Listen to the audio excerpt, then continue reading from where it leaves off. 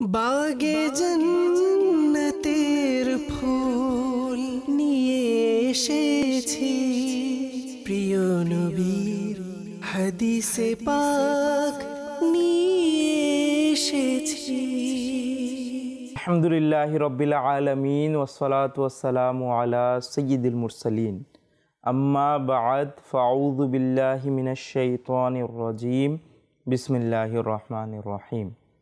আসসালাতু ওয়াসসালামু আলাইকা ইয়া রাসূলুল্লাহ, আসসালাতু ওয়াসসালামু আলাইকা ইয়া হাবিবাল্লাহ, আসসালাতু ওয়াসসালামু আলাইকা ইয়া নবিয়াল্লাহ ওয়া আলা আলিকা ওয়া সাহাবিকা ইয়া নূরাল্লাহ।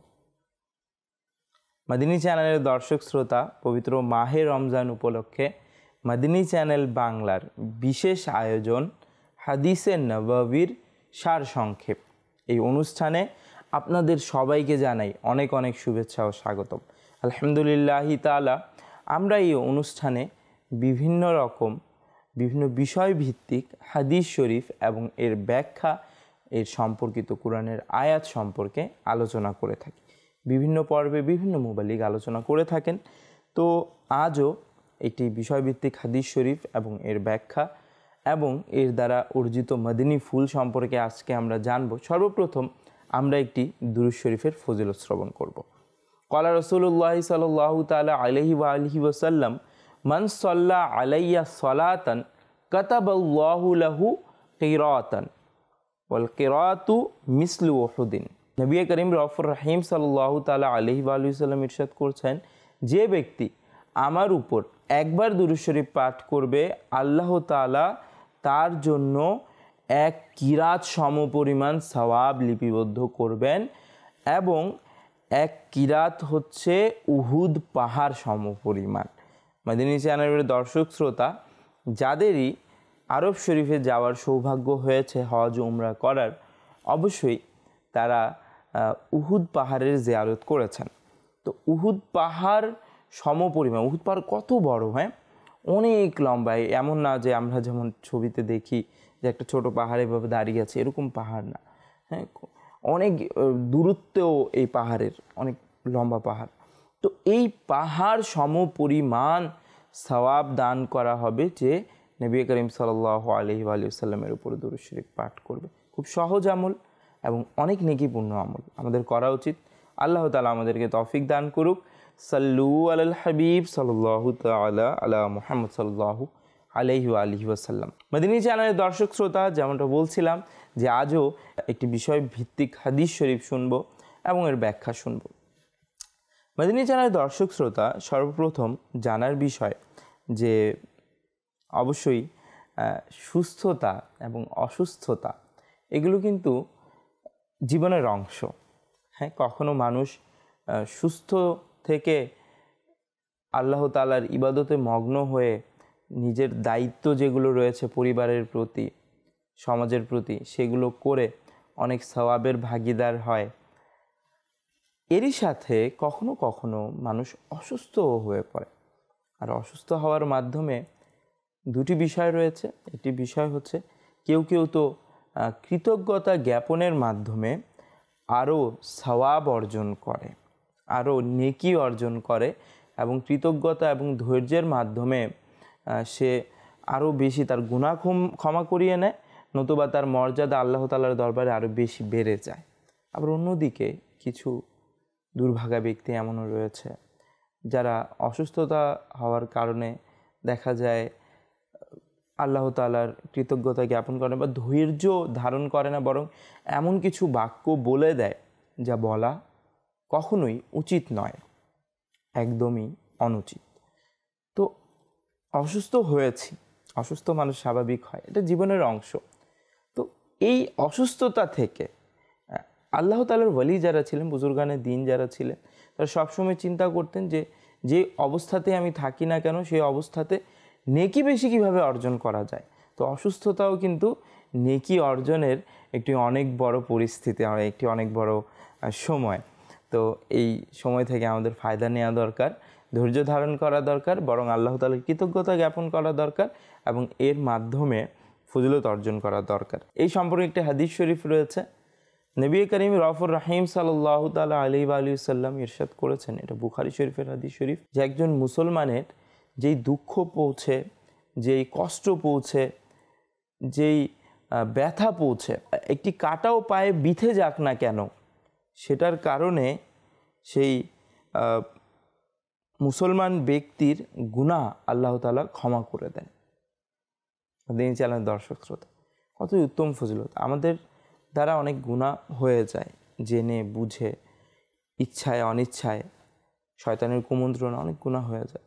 তো এই অসুস্থতার মধ্যে যদি আমরা সবর করি, ধৈর্য ধারণ করি, আল্লাহ তাআলার কৃতজ্ঞতা জ্ঞাপন করি, ছোট ছোট ব্যথা পেলাম, কিছু না বলে বললাম আলহামদুলিল্লাহ।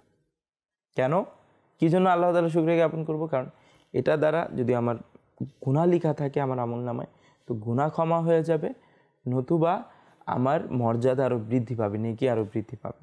তো এই জন্য আল্লাহ তাআলার শুকরিয়া জ্ঞাপন করা দরকার। মাদিনী চ্যানেলের দর্শক শ্রোতা, এরই সাথে যেটা আজকের বিষয় হচ্ছে সমবেদনা জ্ঞাপন করা। আমাদের আশেপাশে অনেকেই অসুস্থ হয়ে যায়, অনেকেই রোগাক্রান্ত হয়ে যায়। আমার ক্লাসমেট, আমার বন্ধু, আমার প্রতিবেশী, আমার আত্মীয় স্বজন অনেকে হয়ে যায়। আমরা কি তাদের দেখতে যাই? দেখতে যাওয়া দরকার। আমরা কি তাদের খোঁজ খবর নেই? খোঁজ খবর নেওয়া দরকার। সমবেদনা জ্ঞাপন করা দরকার। আর এই সমবেদনা জ্ঞাপনকেই বলা হয় ইয়াদত। ইয়াদত করা দরকার, সমবেদনা জ্ঞাপন করা দরকার। মুসলিম শরীফে এসছে মুসলমানদের একতার ব্যাপারে, যে মুসলমানরা হচ্ছে একটি অট্টালিকা স্বরূপ, একটি অট্টালিকার মতো।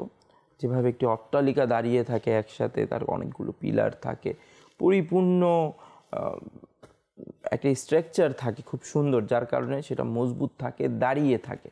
তো নবী করিম সাল্লাল্লাহু আলাইহি সাল্লাম বলেছেন যে একটা অট্টালিকার মতো। তো এই হাদিস শরীফ দ্বারা স্পষ্ট হয়ে যায় যে যখন আমরা গিয়ে মুসলমানদের খোঁজ খবর নিব, অসুস্থ হলে তাদের সেবা করব, অন্তত যদি অনেক কিছু না হতে পারে কমপক্ষে তাদের কাছে গিয়ে জিজ্ঞেস করবো, ভাই কেমন আছো? এটাও কিন্তু অনেক মূল্যবান একটি আমল।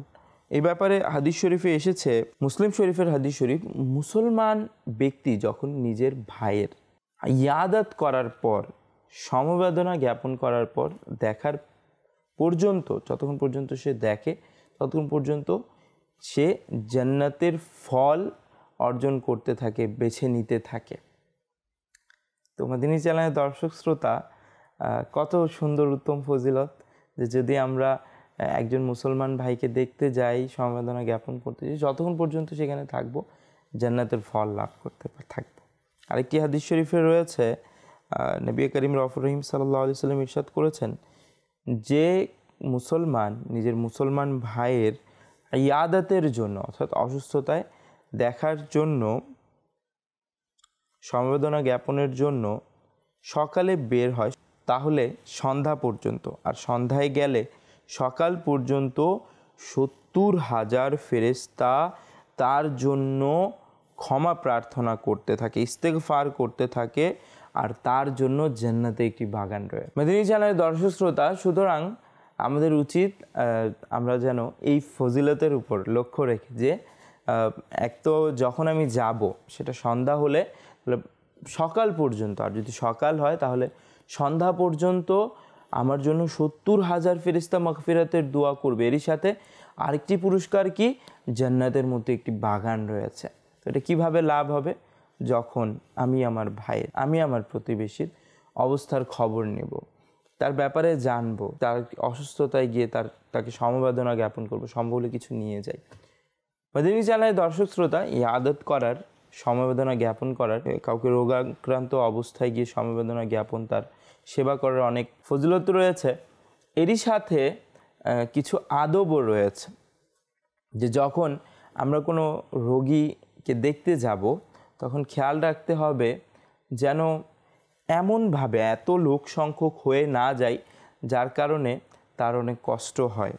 তারপর এভাবে গিয়ে সেখানে বিহেভ না করা শুরু করে দেই যেন তাকে কষ্ট হয়। যেমন মাঝে মাঝে দেখা যায় রোগী উঁচু আওয়াজে, উচ্চ স্বরে কথা শুনতে পারে না। এখন যদি আমি তাকে গিয়ে বলি, হ্যাঁ ভাই কেমন আছো, কি অবস্থা, কি হয়েছে, উচ্চ কণ্ঠে তার সাথে কথা বলি তাহলে সে আরও ডিস্টার্ব ফিল করবে। তো এটা থেকেও বেঁচে থাকা দরকার, গিয়ে স্বস্তিতে নিজেও স্থির হই, শান্তিতে কথা বলি। হ্যাঁ, বলি যে কোনো কিছুর প্রয়োজন নেই। এমন মাঝে মাঝে হয় যে দেখা যায় যে আমি গেলাম, আমার কারণে তাদের কোনো কিছুর ব্যবস্থা করতে হচ্ছে, এমন যেন পরিবেশও তৈরি করে না দেই, বরং কিছু নিজের থেকে কিছু নিয়ে যাই। অনেক মানুষ হয়ে গেলাম, অনেকক্ষণ ধরে বসে রইলাম, বসতে বসতে তার বিরক্তি চলে আসলো রোগীর এবং রোগীর সেবাকারী যারা সেখানে উপস্থিত রয়েছে তাদের। এটা থেকেও বাঁচা দরকার। কারণ কি হয় যে একটি চমৎকার একটি ঘটনা রয়েছে। একজন ব্যক্তি অসুস্থর ইয়াদাতের জন্য, সমবেদনার জন্য গেল এবং অনেকক্ষণ বসে থাকলো। যে অসুস্থ ব্যক্তি ছিল সে বলল যে মানুষের সমাগমের কারণে আমার কষ্ট হচ্ছে। তো সে ব্যক্তি বলল ঠিক আছে, আমি দরজা বন্ধ করে দিচ্ছি। তো বলল হ্যাঁ বন্ধ তো করবে, কিন্তু বাহির থেকে। এ দ্বারা কী বুঝে আসলো যে শুধু অন্যান্য মানুষের জন্য না, আপনিও যে এতক্ষণ ধরে বসে আছেন এর দ্বারাও আমার কষ্ট হচ্ছে, আমি ডিস্টার্ব ফিল করছি। তো আপনি যখন যাবেন তখন ভিতর থেকে বন্ধ করে আবার বসে যাবেন না, বরং বাইরে থেকে বন্ধ করে আপনিও চলে যাবেন। মাদিনী চ্যানেলের দর্শক শ্রোতা, এটি একটি শিক্ষণীয় বিষয়। রোগীর সেবাও করব, সব কিছু করব, কিন্তু এরই সাথে তার সুবিধা অসুবিধারও খেয়াল রাখব।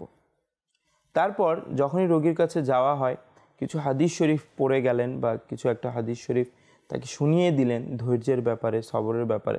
যদি সে পরিস্থিতিতে থাকে, অর্থাৎ সে যদি স্থির থাকে, শোনার মতো পরিস্থিতি থাকে, তাকে ধৈর্যের ব্যাপারে বললেন, সওয়াবের ব্যাপারে বললেন, তার পরিবারকে সওয়াব ধৈর্যের ব্যাপারে বললেন, সমবেদনা জ্ঞাপন করলেন। আল্লাহ তাআলা চাইলে এর উত্তম প্রতিদান পাবেন। এর দ্বারা সম্প্রীতি, পারস্পরিক সম্প্রীতিও বৃদ্ধি পায়। তারপর পারস্পরিক ভালোবাসা, সামাজিকতা, মানবতা এগুলো বৃদ্ধি পায়। তো একে অপরের খবর নেওয়া দরকার। প্রতিবেশী হোক, এলাকাবাসী হোক, আত্মীয় স্বজন হোক, সবার খবর নেওয়া দরকার। আল্লাহ তাআলা আমাদের তৌফিক দান করুক, যা শুনেছি তার উপর আমল করার তৌফিক দান। সাল্লু আলাল হাবিব সাল্লাল্লাহু তাআলা আলা মুহাম্মদ সাল্লাল্লাহু আলাইহি ওয়া আলিহি ওয়াসাল্লাম।